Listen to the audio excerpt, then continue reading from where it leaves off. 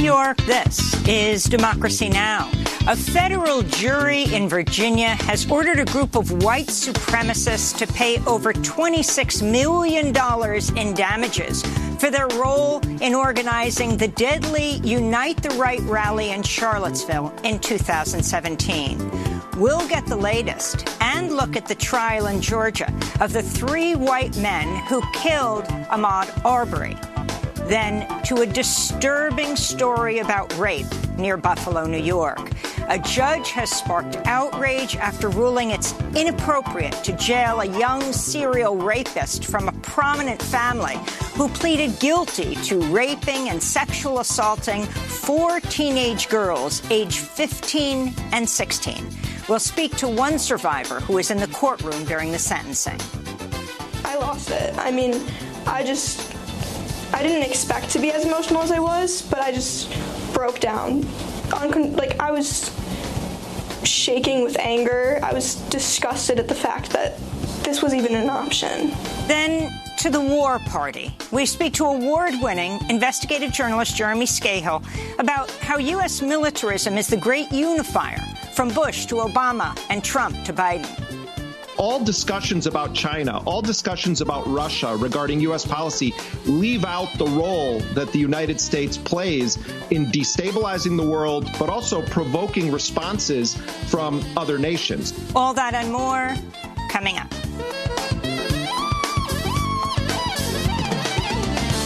Welcome to Democracy Now!, democracynow.org, the War and Peace Report. I'm Amy Goodman. A jury in Charlottesville, Virginia, found the organizers of the deadly 2017 Unite the Right rally liable for the event's violence, awarding 9 plaintiffs $26 million in damages.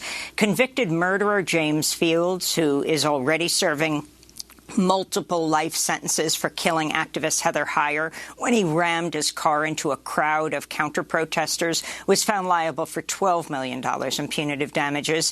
The 12 defendants included 3 other high-profile white supremacist figures: former leader of the alt-right movement Richard Spencer, event organizer Jason Kessler, and neo-Nazi podcast host Christopher Cantwell. Defendants have been ordered to pay plaintiffs $500,000 each, and 5 white nationalist groups were ordered to pay $1 million each. The jury, however, was deadlocked on 2 federal conspiracy charges. The House panel investigating the January 6 Capitol insurrection issued subpoenas Tuesday to far-right groups, the Proud Boys and the Oath Keepers. Both groups are believed to be involved in planning and taking part in the deadly attack. Dozens of people affiliated with the white supremacist organizations have been indicted by the Justice Department and a federal grand jury.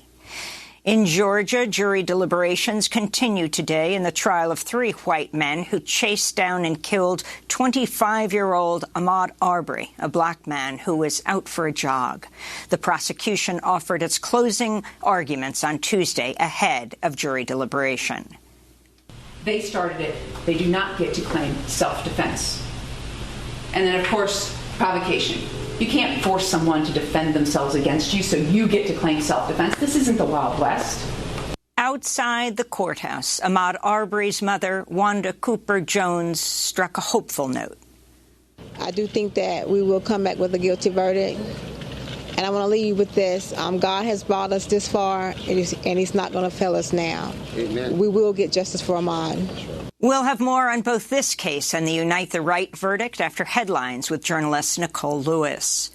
In Missouri, Kevin Strickland, an African-American man who was wrongfully convicted of a triple murder in 1979 by an all-white jury, has been exonerated and released from prison after over 43 years. Strickland was arrested when he was 18, had maintained his innocence ever since. He's now 62. His case is the longest confirmed wrongful incarceration in Missouri's history. In international news, Ethiopian Prime Minister Abiy Ahmed has gone to the front lines of battle, according to Ethiopian state media. Government operations have been handed over to the deputy prime minister. Abiy challenged Tigrayan forces to meet him on the battlefield as they threatened to march on the capital, Addis Ababa. The year-long conflict has claimed thousands of lives and has led to widespread violations of human rights from all involved parties, according to the UN, some of which could amount to war crimes and crimes against humanity. Chun Doo-hwan, the former U.S.-backed military dictator of South Korea, has died at the age of 90. General Chun seized power through a coup in 1979. A year later, he ordered a brutal attack on a pro-democracy uprising in Gwangju, with estimates of the death toll ranging from 500 to over 2,000 people. At the time, then U.S. President Jimmy Carter backed the violent crackdown on the pro-democracy protesters. Korean activists are demanding the U.S. acknowledge its role in Chun's rise to power and the cruelty of his regime. Portugal has shut down its last coal-fired power plant, making it the fourth European nation to give up coal. The move comes 9 years ahead of a 2030 target set by the Portuguese government. Climate activists hailed the move but warned the plant should not be converted to producing energy through fossil fuels, wood, or other non-sustainable materials. President Biden announced the U.S. will tap into its strategic oil reserves in hopes of reducing energy prices. The U.S. will release 50 million barrels of crude oil, Biden spoke Tuesday. It will take time, but before long, you should see the price of gas drop where you fill up your tank. And in the longer term, we will reduce our reliance on oil as we shift to clean energy.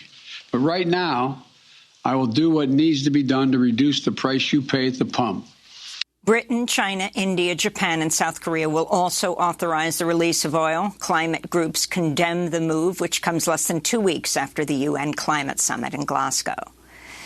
Apple has filed a lawsuit in U.S. federal court against the Israeli firm NSO Group, accusing the surveillance company of hacking Apple devices with its Pegasus spyware. In the suit, Apple denounces NSO as an amoral 21st century mercenaries who've used their technology to enable human rights abuses. The lawsuit is the second of its kind. Facebook sued NSO for targeting its WhatsApp users in 2019. The Pegasus spyware has been used by governments to target hundreds of activists, journalists, and government officials. In Ohio, a federal jury found the drugstore chains CVS, Walgreens, and Walmart helped fuel the opioid crisis in 2 Ohio counties. Lawyers for the plaintiffs successfully used the state's public nuisance laws to deliver the first verdict holding major drug retailers liable for the opioid epidemic. The families of the victims and survivors of the 2018 mass shooting at Marjory Stoneman Douglas High School in Parkland, Florida, have reached a nearly $130 million settlement with the Justice Department. The families had sued the FBI, accusing the agency of negligence for failing to act on tips they received about the gunman just weeks before the massacre. At the time, the tipster told the FBI the shooter was, quote, going to explode, and that he, quote, was going to slip into a school and start shooting the place up, unquote. 17 students, staff, and teachers were killed that day. Here in New York, the City Council is pushing forward a bill that would allow New York residents who are not U.S. citizens to register as members of political parties and vote in municipal elections. The move would open up voting to over 800,000 New Yorkers who have green cards or other work authorization. This is Murad Awada of the New York Immigration Coalition. We're on the cusp of making history together by expanding our democracy just when voting rights are under attack across the nation. The legislation is expected to be approved in December by a veto-proof majority. In Brooklyn, New York, Malika Shabazz, one of Malcolm X's 6 daughters, was found dead in her home on Monday at the age of 56. Police said they believe her death was of natural causes. Malika and her twin sister Malak were the youngest daughters of the civil rights icon and were born after their father was assassinated on February 21st, 1965. In Tucson, Arizona, supporters of Hiached and Tohono O'odham land and water protector Amber Ortega held a solidarity rally on Tuesday as Ortega awaits a trial verdict over federal misdemeanor charges for peacefully protesting the construction of the U.S.-Mexico border wall near Quito Baquito Springs. The site is sacred to O'odham people. Ortega was arrested in September of 2020 alongside O'odham land and water protector Nellie Jo David after blocking construction machinery. This is Ortega speaking to supporters outside the Tucson courthouse yesterday. Our rights as a people need to be restored. Our lands need to be restored to the people, the natural caretakers, our creator. As children, we're raised to know where we come from, where our people come from, what mountains provided for us, what mountains we sang to, what landscapes, what waters took care of us. And we carry those stories because that's our history.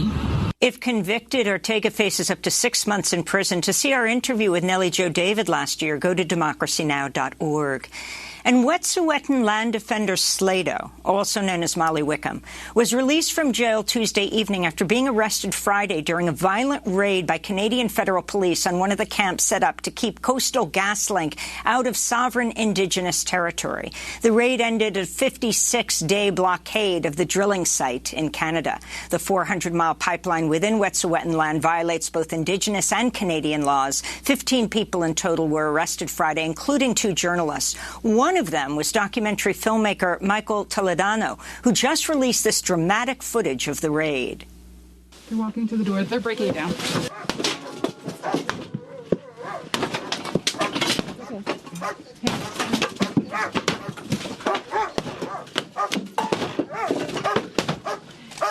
Breaking down the door.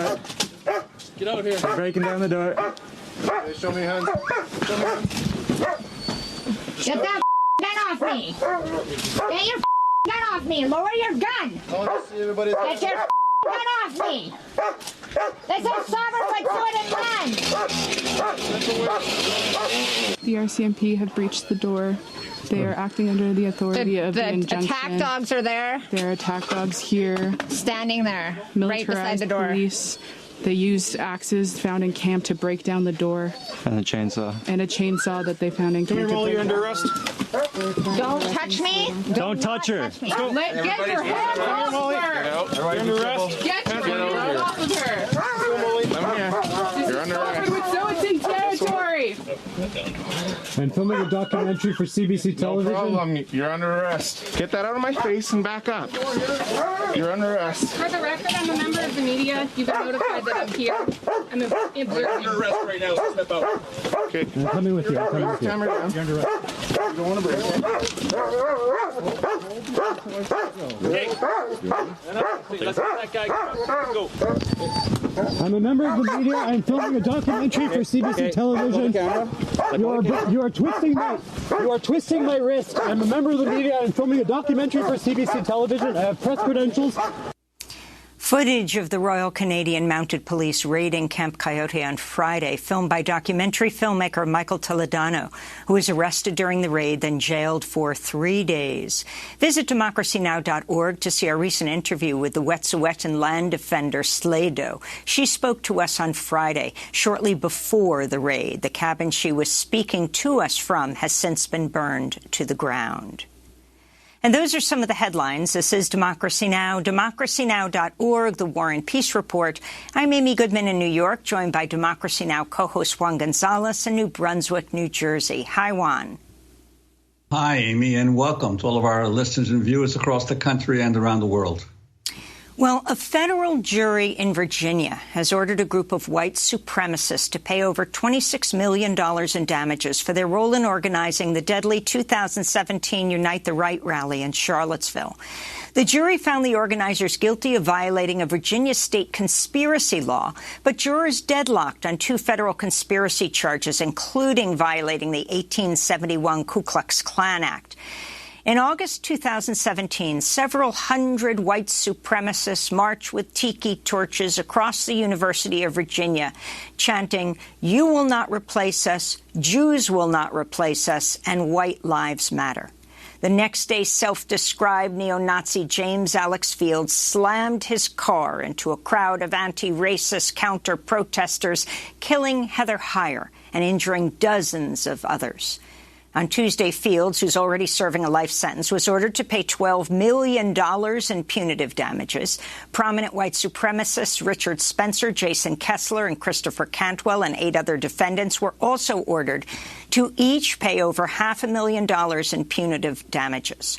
Well, it's unclear how much money the men will actually pay. Many observers are crediting the civil lawsuit with helping to bankrupt numerous far-right institutions. We're joined now by Nicole Lewis, senior editor of jurisprudence at Slate. Nicole, welcome to Democracy Now! In a moment, we're also going to go to Georgia with you to talk about the Ahmaud Arbery murder trial.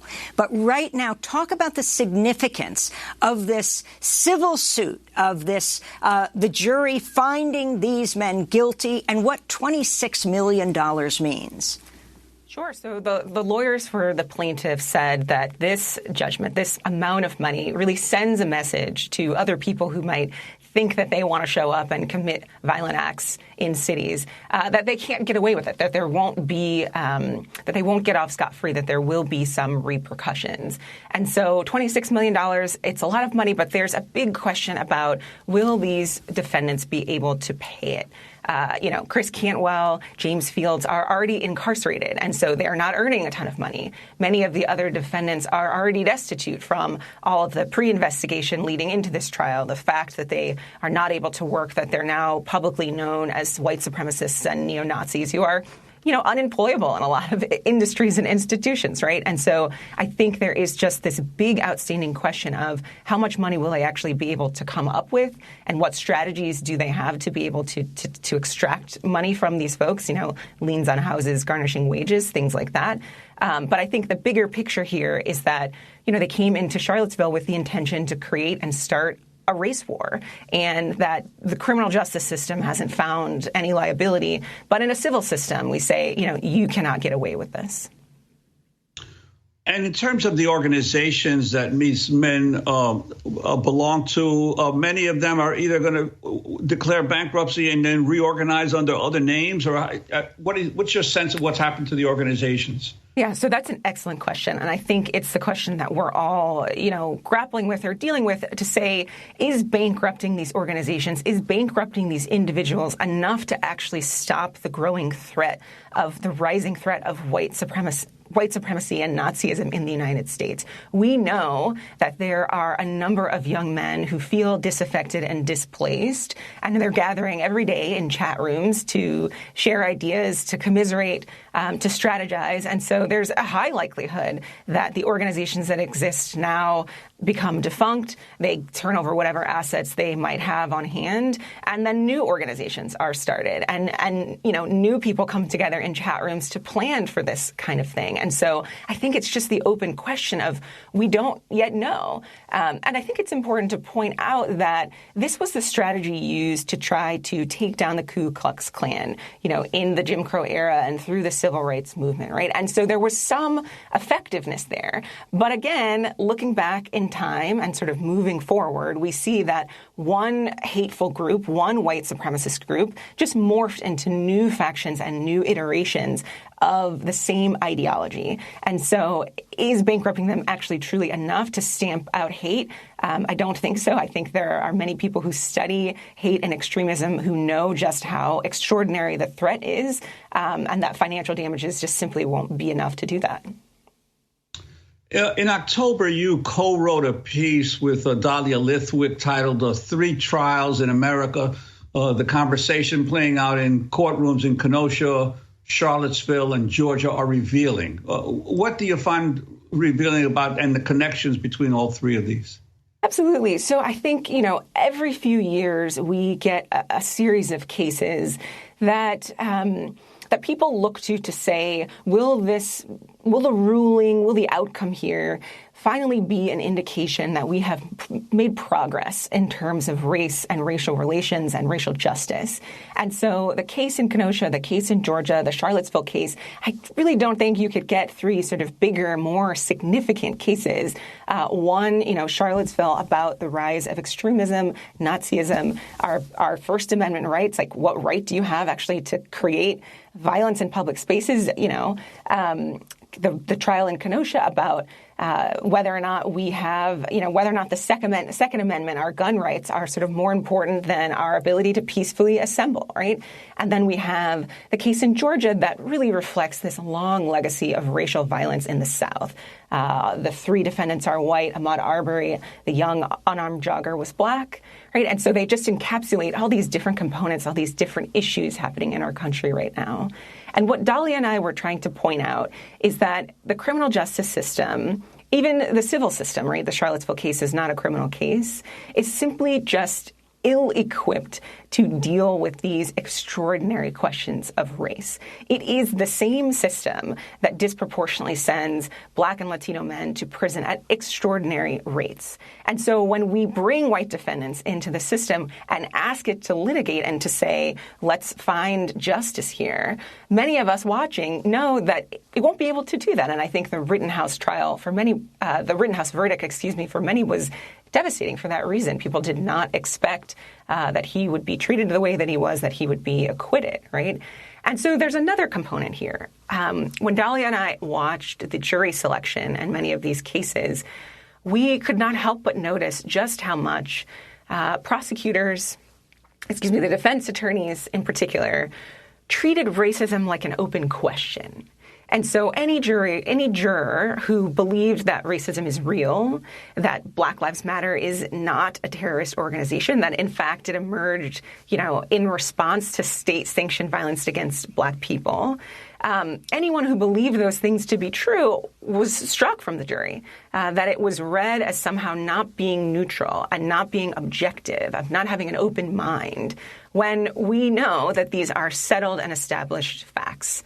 And so I think we just saw the extraordinary limitation here to say, well, what can we do if the jury pool is now comprised of people whose minds are not made up about Nazism, whose minds are not made up about the horrors, the violence, and the evil of white supremacy?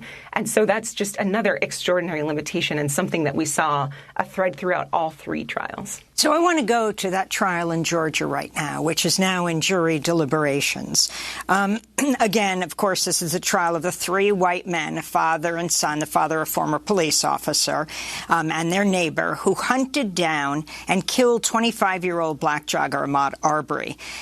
You recently wrote a piece titled, "Why Are Ahmaud Arbery's Killers So Scared?" Now, I first want to go to the prosecutor, Linda Dunikovsky, during the trial, questioning Travis McMichael. At this point in time, when you first see him on Burford, he's not reaching into his pockets. No, ma'am. Not running, no, ma'am. And he never yelled at you guys? No, ma'am. Never threatened you at all? No, ma'am. Never brandished any weapons? Sorry, Your Honor, he's trying to finish his answer. Yeah, he did not threaten me verbally, no, ma'am. All right. Didn't brandish any weapons? No, ma'am. Didn't pull out any guns? No, ma'am. Didn't pull out any knife? No, ma'am. Never reached for anything, did he? No. He just ran? Yes, he was just running. Clearly a key moment in this trial. Well, on Tuesday, prosecutor Linda Dunikovsky delivered her closing argument. They started it. They do not get to claim self-defense. And then, of course, provocation. You can't force someone to defend themselves against you, so you get to claim self-defense. This isn't the Wild West. That, again, the prosecutor delivering her final closing arguments, and now the jury is deliberating today for the second day. Nicole Lewis, again, this piece that you wrote, "Why Are Ahmaud Arbery's Killers So Scared?" Why do you think they are? Yeah, I mean, so my central thesis for this piece is that fear, on the one hand, is often a just very convenient defense, argument to claim self-defense. I was scared. Was scared for my life, and so I had to take action. But at the same time, it is also very clearly a racist dog whistle. And so what I mean by that is it sends a message to anyone watching, to white America, to say, you understand why I was so scared interacting with this young Black man. And I quoted Travis McMichael to say that, Ahmaud Arbery was overpowering me. And it was so clear that if I didn't act, if he got my gun, that he would kill me.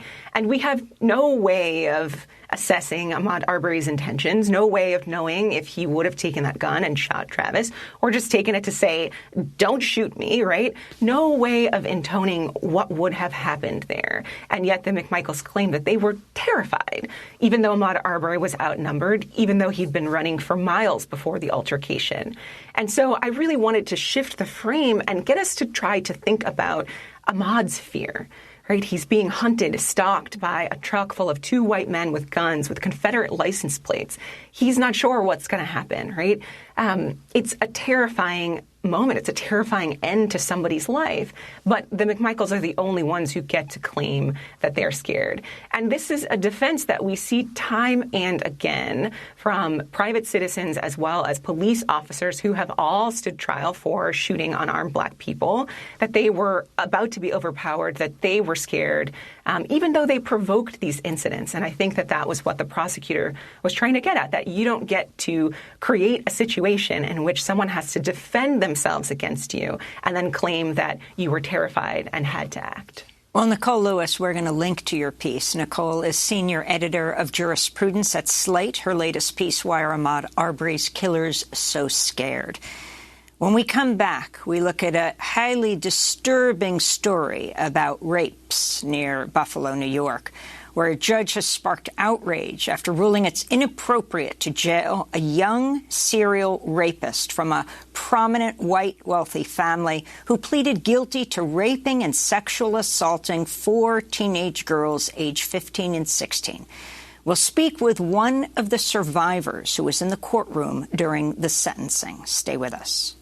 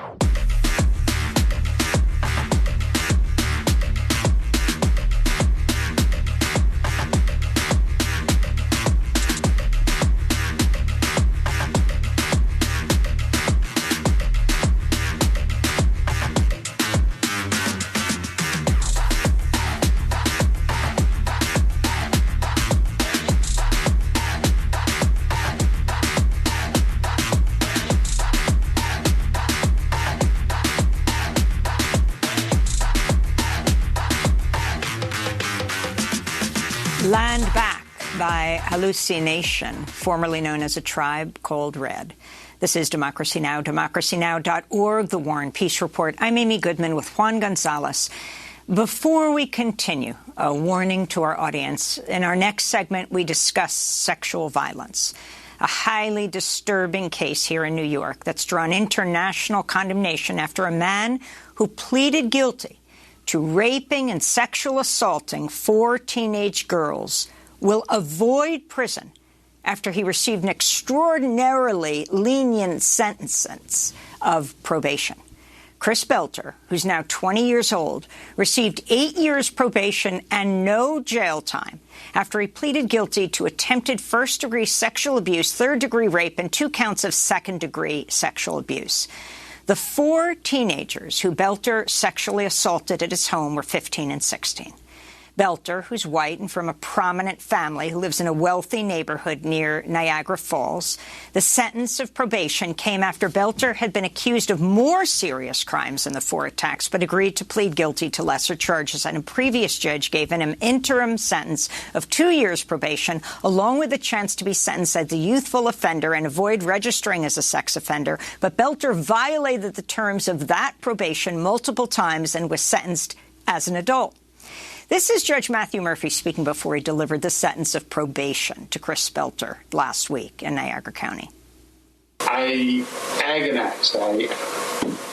I'm not ashamed to say that I actually prayed over what is the appropriate sentence in this case. Because there was great pain, there was great harm, there were multiple crimes committed in the case.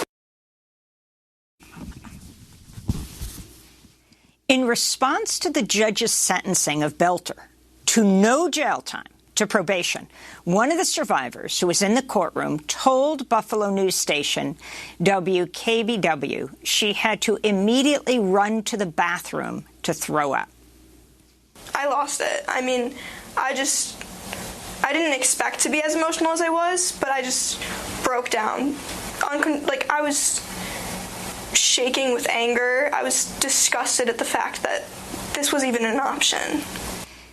For more, we're joined by that brave young woman who you just heard and her lawyer, Stephen Cohen, with Hogan Willig Law Firm. Mara, we're just using her first name at her request to protect some of her privacy, testified in court about how Christopher Belter raped her when she was just 16. She's now speaking out about Judge Murphy's decision to sentence him to probation. We welcome you both to Democracy Now! Mara, we want to begin with you, and I know this is difficult. You're remarkably brave to talk publicly.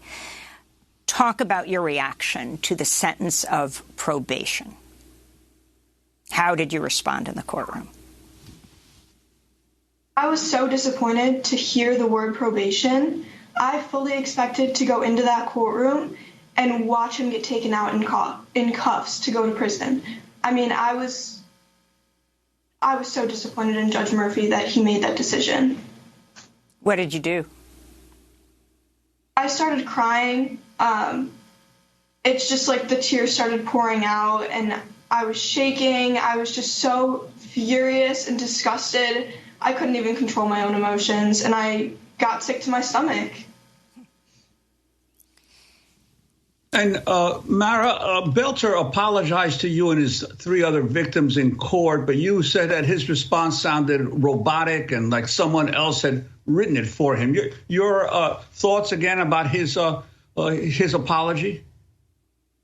Absolutely. He didn't mean a word coming out of his mouth. He was doing what was in his best interest, and the judge completely fell for it. I mean, to understand, you were 16 years old, this is a few years ago, and you'd gone to Christopher Belter's house because you were friends with his sister and you were sleeping over so that you could go with her to Chicago the next day? Correct, yes. You've compared what happened to you to the wildfires, the forest fires in California. Can you explain? Yeah, before Christopher came into my life and before he did this to me and to these other girls, we were just a bunch of bright green trees, and he burned us down. He ruined us. Did you know the other girls? I did, yes. We all went to school together. We were all friends with his sister. I'd like to bring in your lawyer, Steve Cohen, into the conversation. Mr. Cohen, your response to the judge's sentence, and also could you talk about how you said that the crimes Belter committed were far worse than what he pleaded to? How was this plea deal developed? The plea deal was a shock when it was originally offered, and the district attorney at the time, Carolyn Wojtasek, made promises to the girls that if they consent to this plea deal, that Chris Belter would be subject to restrictions that he would most certainly violate. And they agreed. The district attorney, Carolyn Wojtasek, got these girls to agree to consent to the plea with the understanding that there's no way that Chris would be able to stay away from a cell phone and a computer and stay away from parties and keep himself confined to the house, and then he would go to prison for violation of the terms. Well, they agreed to it. He violated the terms of probation, and nothing happened. I was getting calls from the from my client and her parents and the other victims and their parents saying, "Hey, we just saw Chris Belter, at this location doing this, that, or the other thing. He's in violation of probation." So I sent a letter back in August of 2020 to the probation officer and to the district attorney, Carolyn Wojtasek, and I said, look, these are violations. He has just, I have screenshots of a drug transaction he just engaged in. Allegedly, that's what was provided to me. I'm providing it to you. Not a single call back. When the probation officer testified on his behalf at this sentencing here, it was among the most bizarre things I've seen in my 30-plus years of practicing law. And Mr. Cohen, you said that if Belter was not a rich white kid from a privileged background and influential family, he'd be in prison right now. Could you talk about his family and even the role of his parents in some of these incidents? Well, his parents are very, very privileged. His father is a very successful attorney. His father doesn't live with Christopher. This is really on the mother, Tricia Vacanti, and the stepfather, Gary Sullo, and the neighbor, Jessica Long. Chris Belter Sr. doesn't live at the house that's come to be known as the Lewiston Party House. It's a mansion of impressive proportions. And I can tell you, having practiced for decades, an African American, a Hispanic, a Native American, a Muslim defendant who was found guilty or pleaded guilty to these crimes would absolutely and appropriately be in prison. Chris Belter's mother's a lawyer, Trish Vacanti. Father is a lawyer. The stepfather is a businessman a very successful businessman. And I have to believe that that's what played a role in this. I mean, to get the probation officer to testify, to say, yeah, he violated probation, but we're not advocating for prison time, is shocking to me. You know, the therapist who was asked to evaluate Chris Belter, an expert, Dr. David Heffler, he's renowned as an expert in criminal sexual conduct and rehabilitation and recidivism, and he testified right in open court. He said, this man is likely to reoffend. And then he was asked, well, is it in Chris Belter's best interest to go to prison? And he honestly responded, in Chris Belter's best interest, no. No, Chris Belter, after 10 years of therapy and libido-reducing drugs, may be able to be cured. And the judge hung his hat on that. This shouldn't be about what's in Chris Belter's best interest. It should be about justice for the victims and, secondarily, protecting society from someone who the court's own expert, Dr. Heffler, said is likely to reoffend. Now, to be clear, his mother and others have been charged, is that right, in aiding and abetting, giving some of the young people drugs, alcohol, and they've pleaded not guilty, but are they going to trial? Well, they were charged with this 2 years ago, and so far nothing has happened. I've gone up to the Lewiston Town Court to watch the proceedings to see if anything would happen with these people, and it continues to get adjourned and adjourned and adjourned. So they seem to be evading the criminal justice system as well. So, go ahead, Juan. I wanted to ask you, you're familiar with Judge Murphy. Could you talk about him and the interactions you've had with him or other lawyers have had with him in the past on cases? I'll be perfectly honest with you. Judge Murphy has always been an excellent judge. I have been before his honor in criminal cases, in civil cases, in pistol permit revocation cases, and he has always been a good judge to be in front of. He does the right thing. Typically, I don't know what happened here. I can't figure it out. The Buffalo News had a powerful editorial where they asked, does anyone remember any poor black defendants being treated so kindly for serial sexual abuse?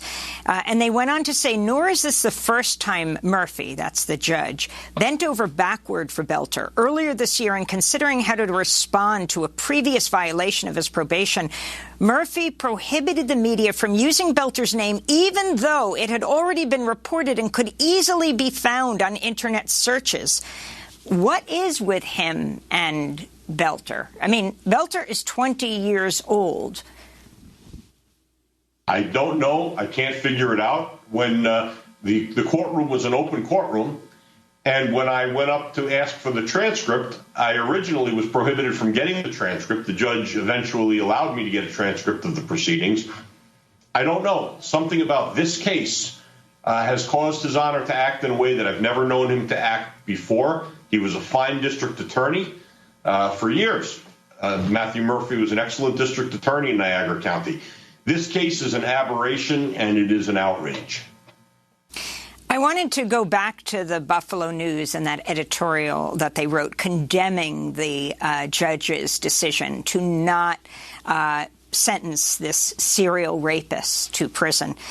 They said Murphy isn't the first judge to value the prospects of promising young rapists over the suffering of their victims. Mara, you've said you believe your voice is powerful. How do you hope to inspire other young survivors? And have you and the other young women, again, who were raped and sexually abused at the age of 15 and 16, have you brought a civil lawsuit against Christopher Belter and his family? We have, there's 2 of the victims who have, but not all 4 of us. And as for my voice, this was not just a disappointment to me. The outcome of this case was a disappointment to victims across the country. This is not just about the Belter case anymore. This is about all of the Christopher Belters in our country and all of the victims of them. And there needs to be a change. Otherwise, what's the point in victims coming forward? This sentencing is telling rapists it's okay to rape and telling victims that there's no point in coming forward. Well, I want to thank you both for being with us. Mara, you are remarkably brave, and we thank you for talking to us today. We are talking to Mara, who was in the courtroom when the sentence of no jail was handed down. She is a rape survivor. And we've been joined by her lawyer, Stephen M. Cohen, civil rights lawyer with Hogan Willig Law Firm. This is Democracy Now!, democracynow.org.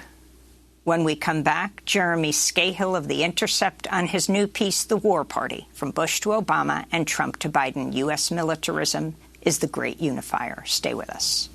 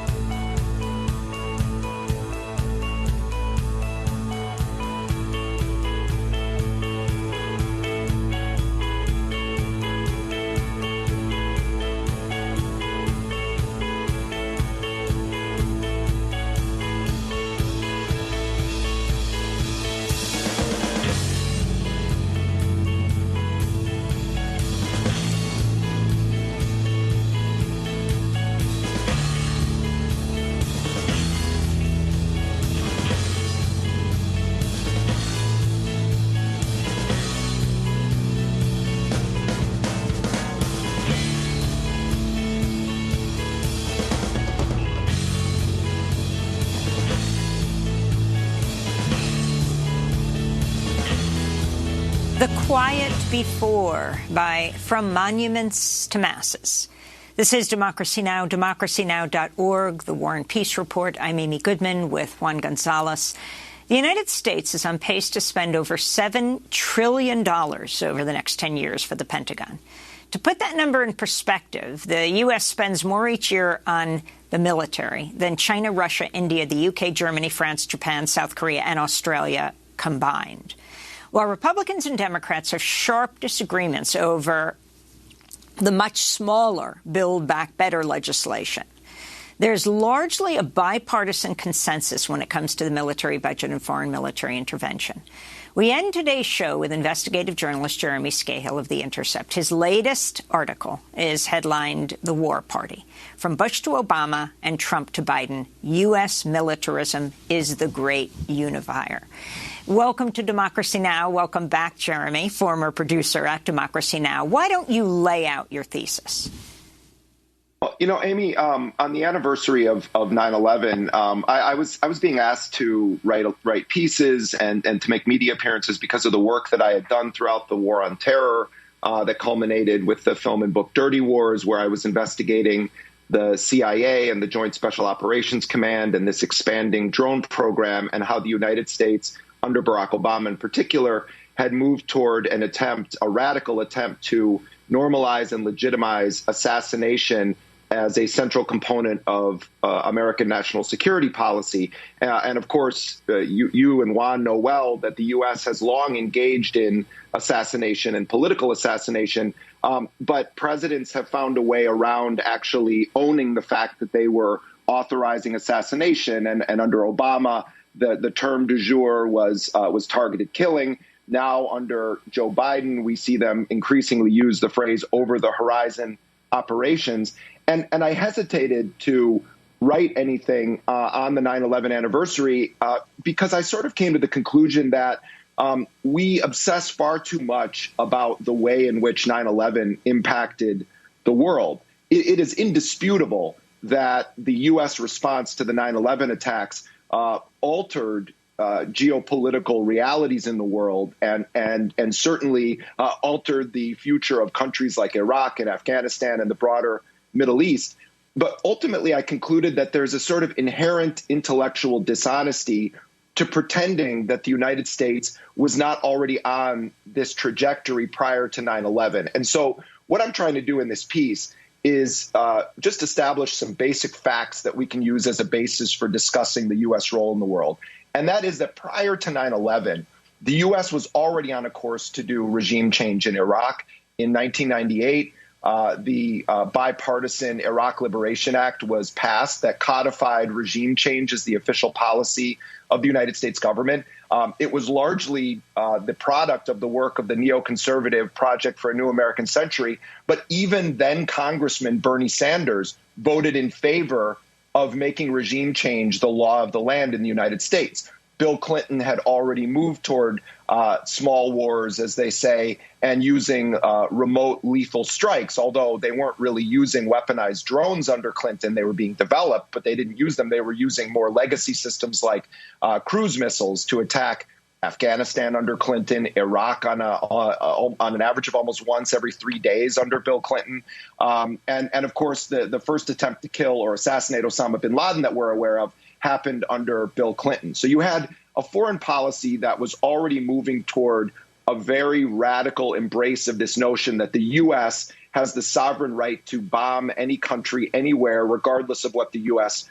Congress had to say about it. And in fact, Joe Biden, as a senator in the late 1990s, was the chief congressional architect of Bill Clinton's 78-day bombing campaign of then Yugoslavia, which was done by Clinton over the explicit objection of the U.S. Congress. So on 9/11, you have these neocons come to power, the Bush-Cheney administration, with real veterans of Washington. They knew how to move the levers of power, and they also knew how to exploit the fear, the anger of the American people at the 9/11 attacks. And what we saw, Amy, was the Democratic Party just fall in line behind the Bush administration at every turn. And throughout the 8 years of Bush and Cheney, the Democrats would raise holy hell about certain war issues and the Iraq War. But when it actually mattered, when it was the Patriot Act, when it was the authorization for the use of military force, when it was the Iraq War, the kingpins and queenpins of the Democratic Party aided and abetted a militant neocon agenda. And we could talk a lot about Barack Obama, but in short, Barack Obama, when he campaigned in 2008 against Hillary Clinton in the primary and then against the notorious militarist John McCain in the general election, one of the main reasons why his campaign caught such fire was this notion that he represented something different than the bipartisan war party. And of course, what ended up happening when Obama comes into power is he lets the CIA off the hook. He lets Donald Rumsfeld and the other torture architects off the hook. And then he radically expands some of the worst aspects of the so-called war on terror and uses his credibility as a constitutional law scholar, as the first black president, as a sort of guy that was perceived as being a different kind of politician to push the U.S. Imperial agenda on a militarist level beyond what a John McCain would have done because he got the Democratic Party to support it.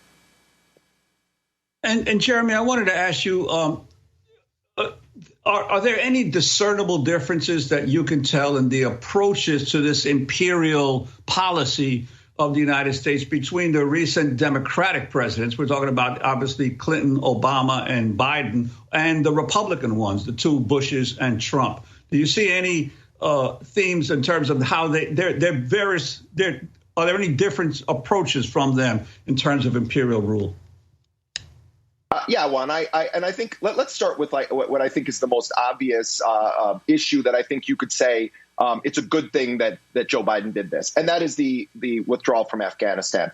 Certainly, there are serious questions about the tactical withdrawal and the bloodshed that was witnessed in the scene at the Kabul airport. And Congress is going to, spend endless time looking at that span of a few days. In fact, I'll predict they're going to spend more time looking at Biden's withdrawal than they're going to spend looking at the catastrophic 20-year policy in Afghanistan. There was an enormous amount of pressure on Joe Biden to keep the war in Afghanistan going from within his own party, certainly from the military brass. And I think Biden deserves credit for standing up to them. I'm not sure that if Barack Obama had been the commander in chief during this period, he actually would have followed through, as Biden did, on a total withdrawal of conventional American forces. So I do think that someone who is this career politician specializing in foreign policy, I think Joe Biden knew the history well enough to know that he would have been taking a catastrophic gamble by keeping U.S. troops in Afghanistan.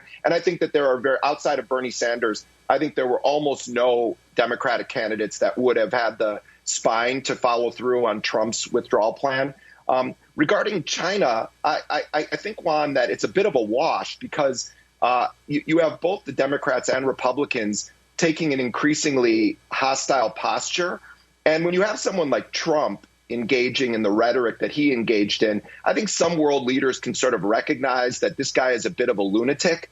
But when you have Biden and his Secretary of State, Tony Blinken, staking out a very radical position on Taiwan, and then saber rattling and doing military exercises, it takes on a different level. So I think that Democrats have to engage in kind of theater about human rights and international law and due process, but they ultimately, at the end of the day, are just as aggressive as Republicans, albeit with some tweaking of the machinery. And I wanted to ask you, given all of this emphasis now in the early days of the Biden administration on the threats from China, but even now in terms of the Soviet Union and Ukraine, of Russia and the Ukraine, the Soviet Union collapsed more than 2 decades ago. And China, despite its socialist veneer, has become the manufacturing linchpin of world capitalism. So isn't this renewed fear-mongering on the supposed threats from China and Russia simply a way to justify greater, as you say, government expenditures on the military complex, which then privatizes this stuff and for the consumer market? I'm thinking, for instance, of drones. Drones are now becoming a major consumer market when it started out as a military tool. Oh, absolutely, Juan. And I think that if you look at the recent comments of Xi Jinping, particularly after his virtual summit with Joe Biden, he's been really hitting the talking point that what's happening is that the United States is taking this neo-Cold War posture. And I think he's entirely right. But I sort of see it in the same vein as you, Juan. China, the United States, and Russia in particular are engaged in a classic capitalist battle for control of natural resources all throughout the world. I mean, look what's happening on the African continent. You have China engaging in large-scale construction projects. You're also starting to see Chinese manufactured drones popping up in a variety of conflicts. You have the United States essentially agitating to bring down the Ethiopian government, albeit through sort of quieter diplomatic or back channels. But the United States and China and Russia are engaged in a very serious strategic battle over control of natural resources in a variety of regions around the world. And what I think is happening as a result of NATO expansion, of Biden being a tremendously hawkish figure on Ukraine, and basically daring Vladimir Putin to stand up to NATO expansion, is that you run the risk of what is ultimately the business class, the elite business class of the world, having their battles spilling over into overt military conflict. And I think China in particular is very concerned about the aggressive U.S. stance, because I think China would be very happy to find a way to just sort of divvy up the world for domination in various regions. The United States is not going to accept that. And the U.S. posture is pushing China and Russia into an even closer alliance akin to the relationship during the Cold War.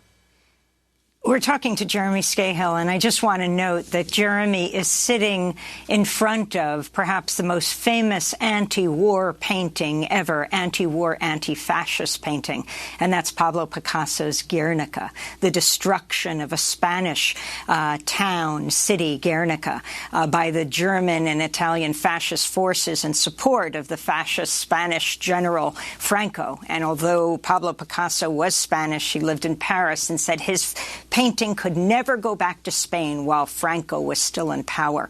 But that's not what I want to ask you about, Jeremy. I wanted to ask you about that other piece you wrote, headlined, U.S. absolves drone killers and persecutes whistleblowers. Can you talk about the last drone strike that we know of in Afghanistan during the U.S. withdrawal and what whistleblowers have to do with that? Well, Joe Biden made clear when he announced his withdrawal from Afghanistan that the United States was going to still have the capability to strike remotely. And, it's a harrowing, grotesque flashback to many of the incidents we saw during the Obama era, where the Biden administration authorized a drone strike on what they claimed was a vehicle carrying ISIS operatives, and you had just recently had this terrorist attack at the Kabul airport during the withdrawal. And on the surveillance feed that the drone operators were looking at, we now know that they saw clearly at least one child and still went forward with a strike. And 7 of the 10 people killed in that strike were children, and 10 of the 10 people were civilians. Now, the person who's been convicted of leaking top secret documents and secret documents on the drone program, Daniel Hale, who is serving almost 4 years and is now in a Kafka-esque communications management unit in federal prison. One of the revelations that Daniel Hale was convicted of making that was published by The Intercept stated that at a certain period of time, U.S. so-called targeted killing operations in Afghanistan, as many as 9 of 10 people killed in the strikes were not the intended target. We don't know who they necessarily were. They could have entirely been innocent civilians, or they could have just been people the United States didn't know, but that the United States would preemptively categorize them as enemies killed in action. That was initially what happened in this strike as well, except 10 of 10 were civilians. And the one name that everyone knows is the individual who worked for a U.S. aid organization, was one of the people killed in this strike. So and what happened after that is that the Pentagon did its own investigation of itself and exonerated itself of any crimes. This is the bipartisan self-exoneration machine that has long fueled U.S. military operations around the world. Joe Biden was part of the Obama administration, of course. We have 10 seconds, Jeremy. As a global octopus with lethal tentacles that could strike anywhere. Daniel Hale should be freed. He is an American hero for revealing what we now see continuing under Joe Biden. Well, Jeremy, we want to thank you so much for being with us, and we're going to link to your piece as senior correspondent and editor-at-large at The Intercept. The latest piece, The War Party from Bush to Obama and Trump to Biden, U.S. militarism, is the great unifier, as well as his piece, U.S. absolves drone killers and persecutes whistleblowers. Tune in to Democracy Now! On Thursday when we mark our 25th anniversary with an hour-long special looking at show highlights over the past quarter of a century. And on Friday, we speak to Mansour Adayfi, who was imprisoned at Guantanamo for more than a decade. I'm Amy Goodman with Juan Gonzalez. Thanks so much for joining us.